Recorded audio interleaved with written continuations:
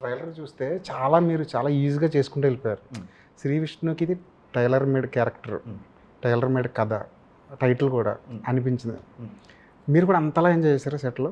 చాలా ఎంజాయ్ చేశానండి. అంటే హానెస్ట్గా మామూలుగా మనం సినిమా చేసేటప్పుడు కథ ఎంచుకొని అనుకున్నది వస్తుందా లేకపోతే ఏమైనా మిస్ అవుతున్నాయా, ఏ రోజుగా రోజు టెన్షన్ ఉంటుంది నాకు. మామూలుగా సీన్ భలే సీన్, ఇది బాగా తీయాలి, బాగా చేయాలి, ఇది ఉంటుంది మూడ్ మామూలుగా. ఎప్పుడు బాగా వచ్చిందా, బాగానే వచ్చిందా, ఇప్పుడు ఇది అందరికీ బాగానే అనిపిస్తుంది కదా, ఈ టెన్షన్ ఎక్కువ ఉండేది.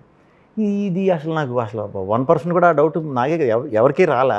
అంటే చేస్తున్నంతసేపు నవ్వేస్తున్నారు అందరూ, చూస్తున్నప్పుడు నవ్వుతున్నారు. అది స్లోగా డబ్బింగ్ దశకొచ్చాక అక్కడ నవ్వుతున్నారు, మ్యూజిక్కి వెళ్ళాక అక్కడ నవ్వుతున్నారు. అలా ఏ డిపార్ట్మెంట్కి వెళ్ళినా కూడా సినిమా వర్కింగ్ ప్రాసెస్ పూర్తి చేసుకున్నాక, అదే ఎడిట్లు ఇవన్నీ ఉంటాయి కదా, ఈ పోస్ట్ అంతా కూడా వెళ్ళే ప్రాసెస్లు అందరూ కూడా విపరీతంగా ఎంజాయ్ చేస్తున్నారు.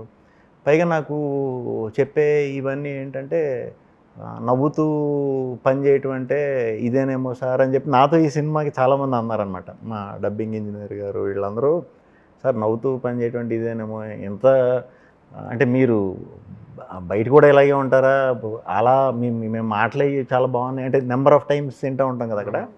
సో అలా తెలియకుండా వెరీ పాజిటివ్గా అందరూ చాలా ఎంజాయ్ చేస్తూ వర్క్ చేశామండి.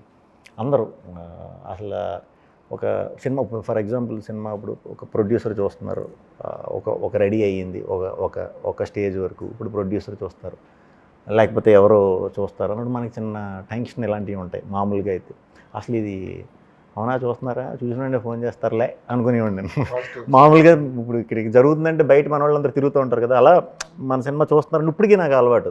మనం తీసేసిన తర్వాత ఫస్ట్ ఆడియన్స్ ఎవరు చూస్తున్నారో ఏమంటారని బయటే తిరుగుతా, ఇప్పటికీ అలవాటు ఉంది. ఇది అసలు ఇదే లేదు, చాలా ప్రవేశం.